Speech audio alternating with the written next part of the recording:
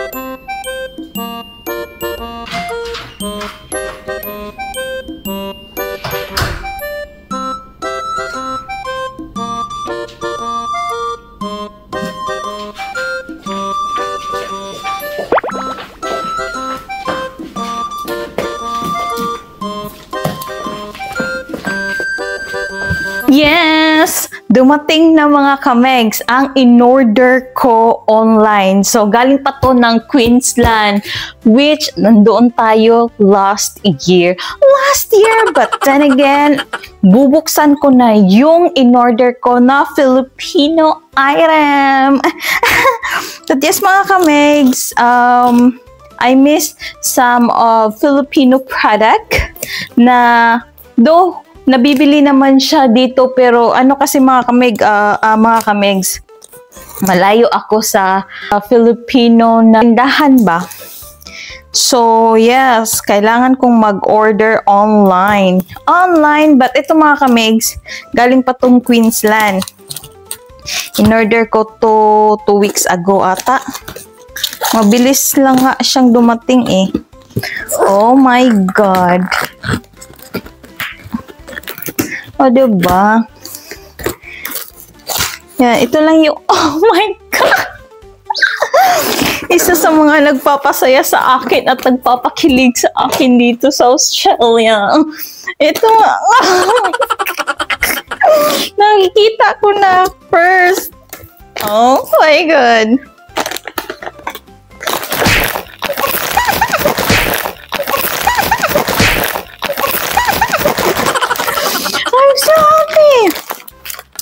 Sweet corn mga kamegs. Ayan. So, honestly, mga ilang taon na rin akong hindi nakakain nito. Alam niyo kung bakit? Kasi even sa Philippines mga kamegs, seldom na lang ako makakakita ng sweet corn. Ewan ko lang ha, but most likely, pag pumupunta ako ng tindahan, wala na to. Wala na masyadong nagbenta ng ganito. Ewan kung bakit. Eto, oh my God. Piatos.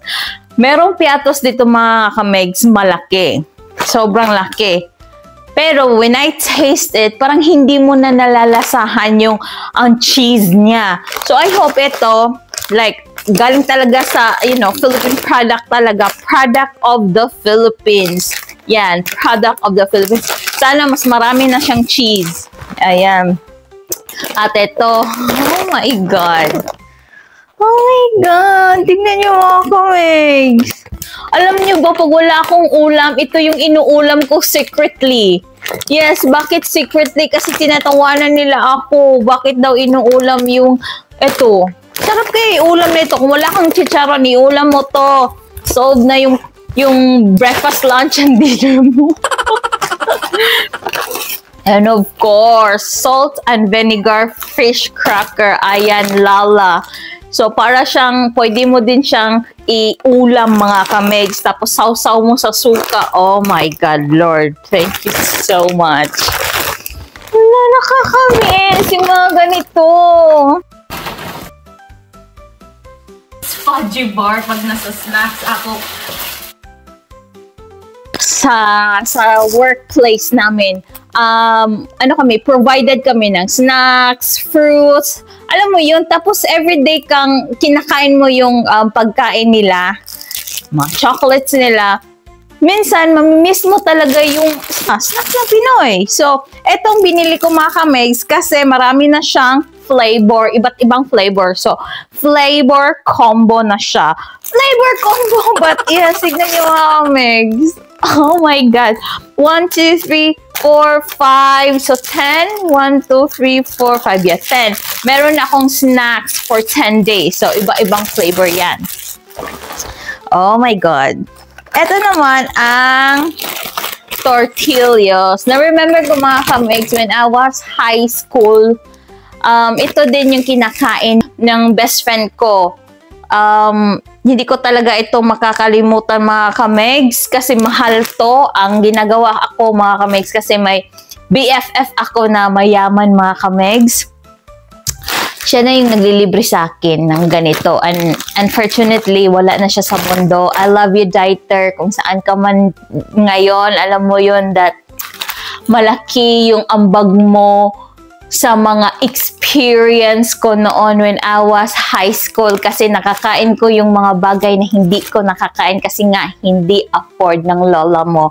So, isa to, at saka yung pizza, at saka yung sine. So, isa si Dieter na nagpapasubok sa akin. Ayan, I love you, Diet. Alam mo yan. And then, oh my God. Magic Sarap. Eto mga kamegs. Ang Magic Sarap, most of you guys, since the time na na-create yung Magic Sarap, aminin natin, sumasarap to yung luto ng mga nanay natin.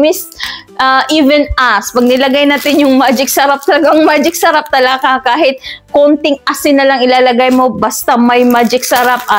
Alam mo na, magic, yung taste, and ito pa mga kamegs. Pork broth cubes. Ayan. So, meron na kasi akong chicken, meron akong beef, meron akong shrimp.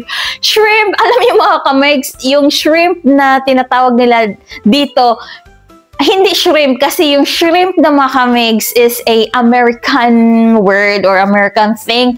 Ang tawag nila sa shrimp dito mga kamegs ay prawns. Yes. Pag pumupunta ka ng market nila, oh, how much is the prawn? Yung mga ganon. Prawn yung tawag nila mga kamegs. So, dito ko lang din na learn. So, ang shrimp pala sa kanila mga kamegs, yung malalaki. Yan yung shrimp tawag nila. Pero pag medium size lang, yung small size lang, tinatawag nila dito is prawn. So, yan. Kumuha na ako ng pork. Next is crispy fry. Yes, crispy fry. So, ito naman mga kamegs. Again, minsan lang din ako nagpa-fry ng chicken. And gusto ko pag yung chicken ko mga kamegs, parang Jollibee. Jollibee! Yung crispy talaga tsaka spicy. Meron naman silang ganito mga kamegs brand ng mga taga dito. Pero iba talaga yung crispy fry na sa atin galing. Alam mo yun yung iba yung breeding mix niya mga kamegs. So spicy. And of course, ang in-order ko ay 1, 2, 3, 4, and 5. So 5 ganito. Siguro isang taon ko ng budget to. Kasi minsan lang naman ako nag-crispy fry. Pag ano lang siya mga kamegs, strip ko lang. Minsan, pag gusto ko lang kumain, ganun. Naiisip ko lang, yung mga ganun. So, yan. Ito mga kamegs, last na pinorchase ko is, ito yung reason kung bakit talaga napasama din yung mga things na ito dahil sa product na ito. Ito yung rason kung bakit talaga napa-order ako online. Kasi ilang store na, Filipino store na pinuntahan ko mga kamegs, within the area lang namin ha, wala to. So yun, I decided na mag-order na lang dai. So ito na siya dai. Ito yung reason. Yes, chili mansi. Walang chili mansi masyado sa Filipino store na pinuntahan ko. So, nag-order na lang talaga ako mga kamegs. Bakit naging favorite ko mga kamegs ito? Kasi I love spicy. At the same time mga kamegs, pag yan, magkatapol, mangyud ta usahay no, labi nagkapoy kikas sa trabaho niya. Again, every time gikan ko sa trabaho, ako kabaw no, nga gutom jud kay ko. Tumo kaon ko mga kamig. So, minsan pag basta kahibaw ko nga, may rice ako sa ref, chili mansi din mga kamigs, ibahog, may bahog-bahog. Ang life ko dito mga kamigs is, hindi naman ako diniprive ng pagkain, no? Pero iba, meron nga kaming mini sari-sari store dyan, kakainin mo yung gustong, pero lulutuin pa. So, ito, yung chili mansi, tapos may rice ako. Minsan, pag may crackers ako, like yung mga lalas or yung mga ganito. Hindi lalas ang yung hindi lalas yung brand, pero may mga crackers din kasi ako binibili dito mga kamigs na on the go mo na siya din na ibahog ba sa kanon or isudan sa kanon. So, isa din dun mga kamigs. Ito, chili mansi, dali. Ito dyan ang madali na kuha mga kamigs. Tapos, isawsaw na ako sa rice. Ay, lamig kayo. Tapos, kuha ra ko og tomato sa garden, mukuha ra kog pipino sa garden, mukuha ra kog onion sa garden. Kaya ang mga onions na akong nakuha before mga kamigs, mga dagko. So, mukuha kong gagmay pang tubo mga kamigs sa garden. Solve na jud. Tapos, minsan, ibutang na ko siya sa sausawan. Kunya, ganyan-ganyan, lagi na ako mga kamigs. Hantod mo, dagan-daghan yung sauce niya. Tapos, ibahog na ko sa kanon. Mauna siyang sikreto mga kamig. So, hindi porket naka sa Australia, Zay, you need to change. No! Huwag mong plastikin yung sarili mo. Kung gusto mong kumain yan, go, kumain ka. Kung gusto mong magdildil ng asin kay bet mo, go, magdildil ka. Kusugo ato eh. Ano siya, mga birds. So, kay daghan man kay taog mga tanum-tanum dire. So, it attract birds sad. It also attract butterflies. So, diba?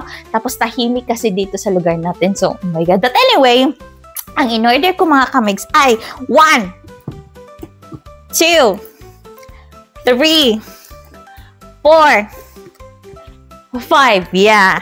5 chili mansi for today's video. Yung in-order ko mga kamigs. Ano ko na to? Balik. Mga 6 months ko ng konsumo to. 5. Ako lang din naman nagsasawsaw nito. But yes, I'm so happy mga kamigs na dumating na yung mga Filipino product natin. Meron pang nilagay sa Australia, New Zealand, live in Brisbane. Sorry mga kamigs. See, galing pa siya ng Australia. Galing pa siya ng Queensland. So, may pa live in Brisbane daw mga kamigs. Yan. Sino to? Si Ian Veneracion. Yeah, this one. Si Ian daw, pupunta ng Brisbane. Live in Brisbane daw. Sorry guys, nasa Victoria ako. But yes. So ito na mga kamigs, yung Filipino na konsumo natin. Oh my God. Thank you so much, Queensland. So galing pang Queensland to. Yan, ilagay na natin. Ayan. So, thank you for watching mga kamigs. Ayan. Thank you so much sa mga Filipino din dyan. Na-miss yung pagkain Filipino. Ayan. So, i-comment nyo down below mga kamigs kung saan umabot yung video na to. Ayan. So, thank you mga kamigs. Until next time, take care and God bless. Bye for now. Yes!